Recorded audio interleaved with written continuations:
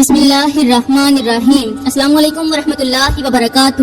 میری پیاری بہنوں اور میرے محترم بھائیوں، ٹھہریے، آج کا بیان سن کر جائیے۔ آج کے اس بیان کے اندر میں آپ کو بتاؤں گی کہ جو لوگ صبح اٹھتے ہی اپنی بیوی کے ساتھ یہ 3 عمل محبت بھرے انداز میں کرتے ہیں، وہ لوگ اپنے ہی ہاتھوں سے اپنے گھر کی محبت کو کمزور کر دیتے ہیں، اپنے رشتے کی مٹھاس کو ختم کر دیتے ہیں، اور پھر ساری زندگی یہ سوچتے رہتے ہیں کہ آخر ہمارے گھر میں پہلے جیسا سکون کیوں نہیں رہا۔ میرے محترم بھائیوں، بعض اوقات انسان بڑی بڑی غلطیوں سے نہیں ہارتا بلکہ چھوٹی چھوٹی لاپرواہیوں سے ہار جاتا ہے۔ ایک ایسا عمل جس میں صرف چند لمحے لگتے ہیں، وہی عمل بعض گھروں کو جنت کا ٹکڑا بنا دیتا ہے، اور اسی عمل کو چھوڑ دینا بعض رشتوں کے درمیان فاصلے پیدا کر دیتا ہے۔ میرے محترم بھائیوں، آج بہت سے شوہر یہ شکایت کرتے نظر آتے ہیں کہ ہماری بیوی پہلے جیسی محبت نہیں کرتی، ہمیں پہلے جیسی عزت نہیں دیتی، پہلے جیسی فکر نہیں کرتی، لیکن وہ یہ نہیں دیکھتے کہ انہوں نے خود کتنی دیر پہلے اپنی بیوی کے دل کا دروازہ کھٹکھٹانا چھوڑ دیا تھا۔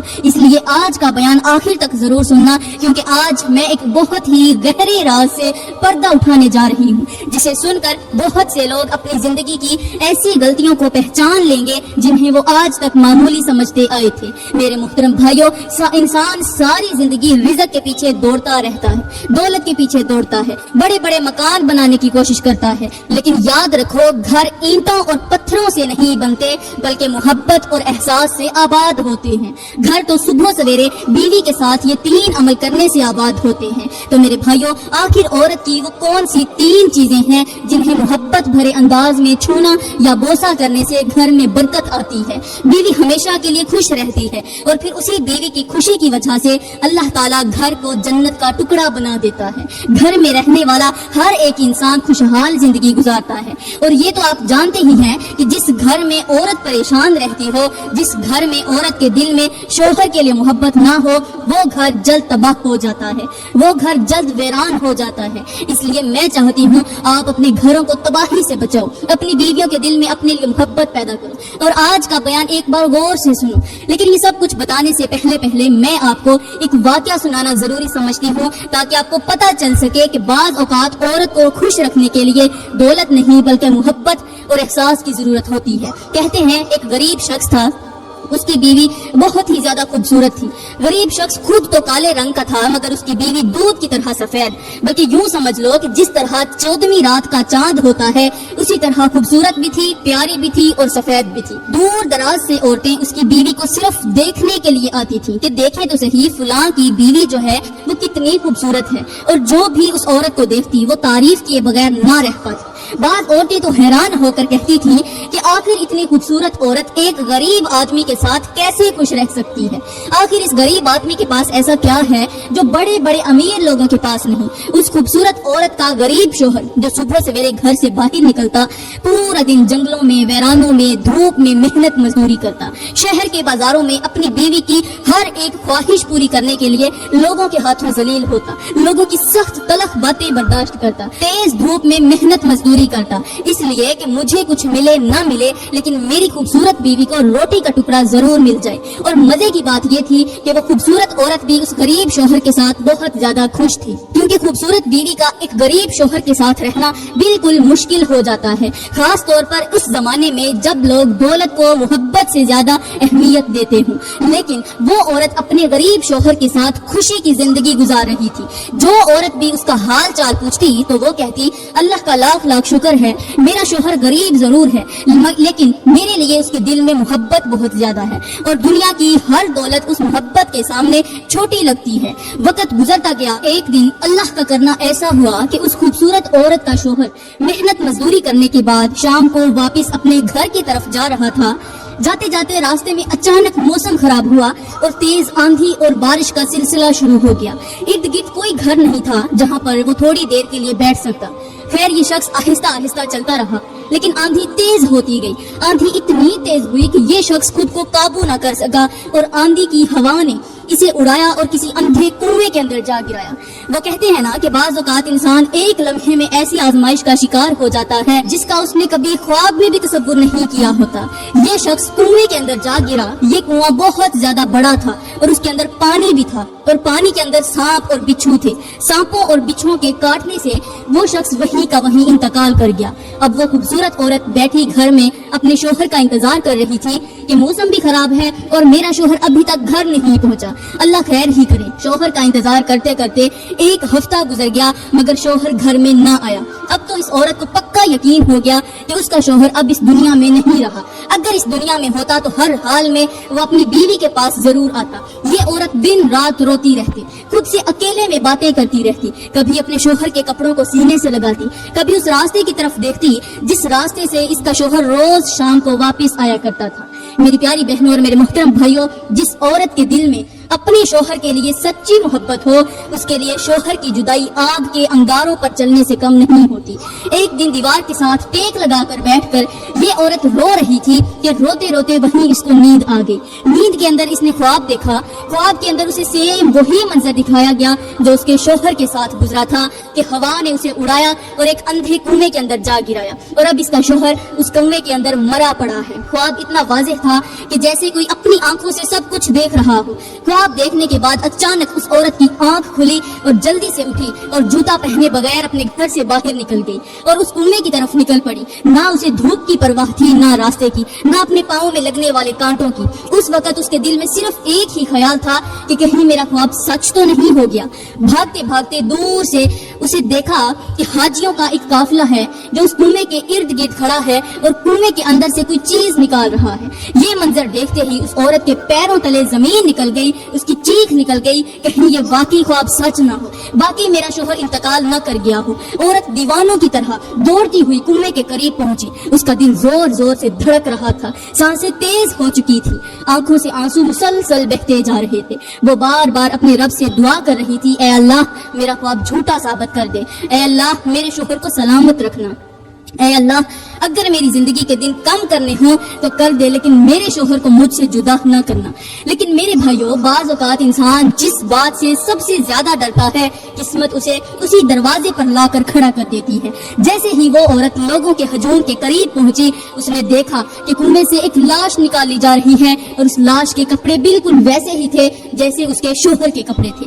یہ منظر دیکھتے ہی اس عورت کی چیخ آسمان تک جا پہنچی اور وہ وہیں زمین پر گر پڑی۔ عورت خود کو سنبھالتے ہوئے بڑی مشکل کے ساتھ کنویں کے قریب پہنچی، دیکھا کہ واقعی اس کا شوہر تھا جس کو حاجیوں کا قافلہ مل کر باہر نکال رہا تھا۔ یہ دیکھ کر اس عورت کی مزید چیخیں نکل گئی، کہنے لگی میں تو لاوارث تھی، میرا تو صرف یہی وارث تھا اور یہ وارث بھی مجھے چھوڑ کر چلا گیا، اب میں کس کے سہارے جیوں؟ میں نے تو 3 دن سے کھانا بھی نہیں کھایا، میں نے تو ہر شام تیرے انتظار میں دروازے کی طرف دیکھا، 3 دنوں سے میں تیرا ہی انتظار کر رہی ہوں اور مجھے یقین تھا کہ میرا شوہر واپس ضرور آئے گا، لیکن آج میرا یقین ٹوٹ گیا، میرا دل چکنا چور ہو گیا۔ کہتے ہیں کہ وہ عورت اپنے شوہر کے جسم سے لپٹ کر اس قدر روئی کہ وہاں کھڑے لوگوں کی آنکھوں سے بھی آنسو نکل آئے۔ بعض لوگ تو یہ کہنے لگے کہ واقعی سچی محبت ایسی ہی ہوتی ہے، انسان دنیا کی ہر چیز برداشت کر لیتا ہے مگر اپنے محبوب کی جدائی برداشت نہیں کر پاتا۔ خیر حاجیوں نے اس کے شوہر کو وہیں پر دفنا دیا۔ ان میں سے 3 حاجیوں نے فیصلہ کیا کہ کیوں نہ ہم اپنے سفر کے جتنے بھی اخراجات ہیں سب اسی عورت کو دے دیں، کیونکہ یہ عورت اب بے سہارا ہو چکی ہے۔ ان میں سے ایک حاجی بہت بڑا امیر تھا، اس کے پاس بہت سارا پیسہ تھا، دولت تھی۔ اس نے کہا یارو اگر میں اس عورت سے نکاح کر لوں تو یہ میرے لیے عبادت بھی ہوگی، اللہ بھی راضی ہو جائے گا اور ایک بیوہ عورت کو سہارا بھی مل جائے گا۔ باقی حاجیوں نے کہا یہ تو بہت اعلیٰ قسم کی نیکی ہے، اگر تم ایسا کرتے ہو تو ہم سب مل کر دعا کرتے ہیں کہ اللہ تعالیٰ تمہیں ہمت عطا فرمائے اور اس عورت کے دل کا بوجھ بھی غم بھی کم کر دے۔ خیر اس مالدار حاجی نے اس عورت سے شادی کر لی اور اس عورت کو اپنے گھر لے گیا، کیونکہ اس مالدار شخص کی پہلی ایک بیوی تھی جو کچھ عرصہ پہلے فوت ہو چکی تھی۔ مالدار نے خوبصورت بیوی کو اپنے خوبصورت گھر کے اندر جا کر بٹھایا، اسے حوصلہ دیا، اس کے آنسو پہنچے اور کہا کہ آج سے تم میری ہو، میں آپ کی ہر ضرورت پوری کروں گا، آپ کو کسی چیز کی کمی محسوس نہیں ہونے دوں گا۔ اگر تمہارے بچے ہوں تو وہ بھی جا کر لے آؤ، اگر تمہارے ماں باپ زندہ ہیں تو ان کو بھی میرے پاس لے آؤ، میں ان سب کو بھی اپنے پاس رکھوں گا۔ میری پیاری بہنوں اور میرے محترم بھائیوں، بعض اوقات اللہ تعالیٰ ایک دروازہ بند کرتا ہے تو دوسرا دروازہ بھی کھول دیتا ہے۔ جس عورت کے پاس کل کھانے کے لیے روٹی تک نہیں تھی، آج اس کے پاس رہنے کے لیے ایک خوبصورت محل نما گھر بھی تھا۔ جس عورت کے پاس کل تک کوئی سہارا نہیں تھا، آج اسے ایک ایسا شخص مل گیا تھا جو اس کے ہر دکھ کو اپنا دکھ سمجھ رہا تھا۔ اس خوبصورت عورت نے کہا، نہ تو میرے ماں باپ ہیں اور نہ ہی میرے کوئی بچے ہیں، بس میرا ایک شوہر ہی تھا جو وہ فوت ہو گیا ہے، میرا اور کوئی نہیں ہے۔ اب یہ عورت اس مالدار حاجی کے ساتھ رہنے لگی، اس کے ساتھ زندگی کا اچھا سا وقت گزارنے لگی، لیکن 5 سال کا عرصہ گزر گیا تھا، اس خوبصورت عورت کے ذہن سے وہ غریب شوہر نہیں اتر رہا تھا۔ مالدار شخص نے بہت زیادہ کوشش کی کہ کسی نہ کسی طرح اس کو پہلے والا شوہر بھول جائے، اس کی محبت بھول جائے، مگر ایک عورت تھی جس کے ذہن سے وہ غریب شخص کی محبت نکل ہی نہیں رہی تھی۔ بعض اوقات محبت دولت سے نہیں جیتی جاتی، بعض اوقات دل پر وہ شخص راج کرتا ہے جس کے پاس دولت کم مگر خلوص زیادہ ہو۔ ایک دن مالدار شخص اپنی بیوی کے بستر پر لیٹا ہوا تھا، باتوں باتوں میں اس نے کہا کہ تم ہر وقت پریشان رہتی ہو، ہر وقت اداس رہتی ہو، اور تمہیں پریشان دیکھ کر میں خود بھی پریشان ہو جاتا ہوں۔ آخر اس کی وجہ کیا ہے؟ 5 سال کا عرصہ گزر گیا ہے، تمہارا شوہر تو فوت ہو چکا ہے، اور میں اس شوہر سے بڑھ کر تمہیں محبت بھی دے رہا ہوں، اس سے بڑھ کر تمہاری فکر کرتا ہوں، اس سے بڑھ کر میں تمہاری ہر ایک خواہش پوری کر رہا ہوں، اس کے باوجود بھی تم ہر وقت پریشان کیوں رہتی ہو؟ اگر تمہاری کوئی خواہش ادھوری ہے تو مجھے بتاؤ، میں تمہاری وہ خواہش پوری کرتا ہوں۔ اس عورت نے کہا کہ حاجی صاحب، آپ میرے لیے عزت کے قابل ہیں، لیکن سچ یہ ہے کہ تم میرے پہلے والے غریب شوہر کے برابر کبھی نہیں ہو سکتے۔ یہ سنتے ہی حاجی صاحب کی آنکھیں کھل گئی۔ حاجی صاحب نے حیران ہو کر کہا، وہ کیوں؟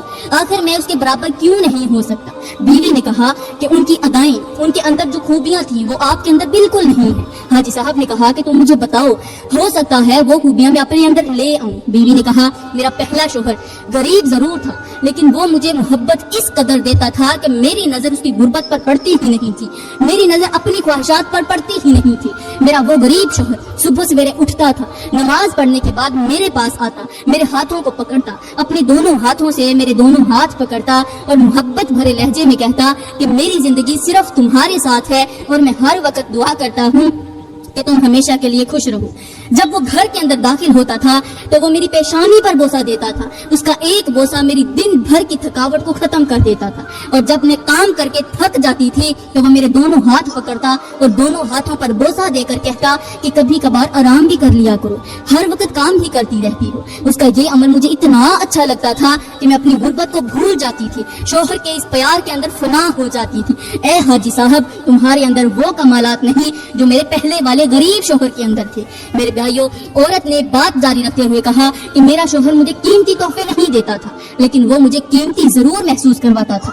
اس کے پاس سونے کے زیورات تو نہیں تھے، لیکن اس کے الفاظ میرے لیے سونے سے زیادہ قیمتی تھے۔ اس کے پاس بڑے بڑے محلات تو نہیں تھے، لیکن اس کے ساتھ گزارا ہوا ایک ایک لمحہ میرے لیے کسی محل سے کم نہیں تھا۔